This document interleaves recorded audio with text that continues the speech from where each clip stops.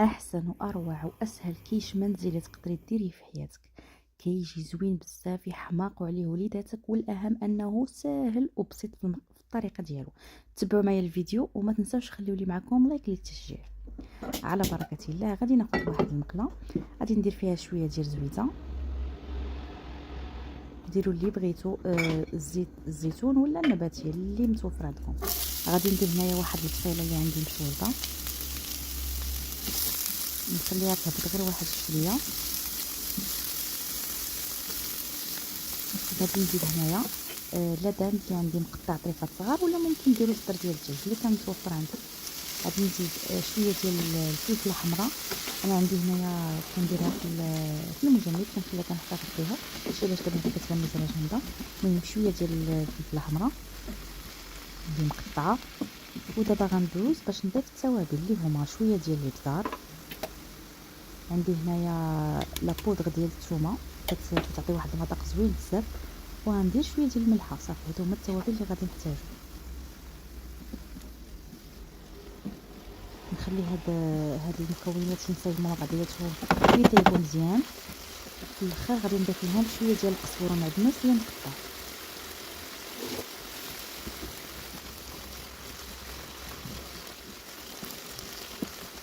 اخر حاجه غادي نضيفها لهم هو الزيتون اللي كنكون غسلته مزيان باش ما كتبقاش فيه ديك الملوحه، وكنقطعوا طريفات اللي هما صغارين كنخليه معاهم واحد شويه، من بعد كنطفي عليها الخليط.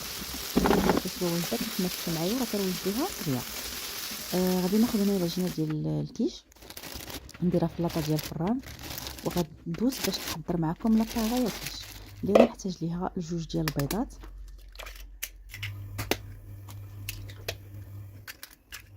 غادي نضيف شويه ديال الابزار، شويه ديال الملحه، وشويه ديال لابودغ ديال الثومه في نفس الوقت.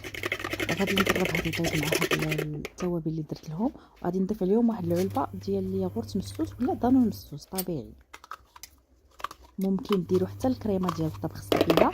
المهم بنفس هذا كيطيح الاكتفاء كيف قلت لكم، وكيعطي نفس المذاق. ما كاينش، انا كنفضل نخدموا صراحه بهذا الدانون، ما كيجيني نفس المذاق ديالو الاغلب كيتناقص هذا. غادي نقلب هاد المكونات مزيان مع بعضياتهم. غادي نضيف دابا هنايا النشا، غندير 2 معالق كبار ديال النشا اولا مايزينا، وغادي ندير هنايا واحد الراس معلقه ديال الخميره حمراء باش كيجيونا ديك لاطاغيات باش كتجينا مفروحه ما كتجينيش هكا. صافي. بالنسبه للطريقه اللي كندير انا ديك الحشوه كنضيفها على هاد لاطاغيه كيش وكنخلطها عاد كنديرها. هاد الطريقه كتجيني احسن، يعني جربت ديك الطريقه اللي كندير الحشوه وكندير فوق منها هاد لاباري، ولكن كتجيني هاد الطريقه هي احسن. غادي نضيف عليهم شويه ديال الفرomاج لي غابي، كيجي معاهم من الحشوه كيجي معلب بحال هكا. صافي غادي نخلطهم مزيان مع بعضياتهم، وغندوز دابا باش نعمر الكيش. ها انتم كيف كتشوفوا هكا كتجي موزعه هاد الحشوه وهاد الباغي عليهم كامل. غادي نعمرهم في هاد الاثناء. انا راه عندي الفران شعلته على عافيه اللي كتكون مهيله، غادي نعمرهم مزيان وغادي ندخلهم الفران يطيبوا. ها انتم من بعد ما ساليتهم الفرماج ديال التزيين غنخليوه حتى يطيبوا لينا عند ديك الساعات، نزينوهم ندخلهم يطيبوا على عافيه اللي هي مهيله حتى كيطيبوا يتنفخوا ويتحمروا، ومن بعد كنضيف لهم شويه ديال الفرماج من الفوق هكا للتزيين، وكندخلهم حتى كيذوب عليهم واحد شويه وصافي كنخرجهم. ها نتوما من بعد ما دخلتهم وداب داك الفرماج، ها نتوما كيفاش كيجيو زوينين بزاف رائعين وباردين غيتماقوا عليهم وليداتكم.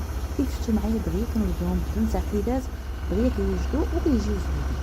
نتمنى هاد الوصفه ديالي تنال الاعجاب ديالكم، وكنتمنى الا تعجبكم الوصفات ديالي تخليو لي لايك ديالكم. نتلاقاو في فيديو جاي ان شاء الله. بسلام عليكم.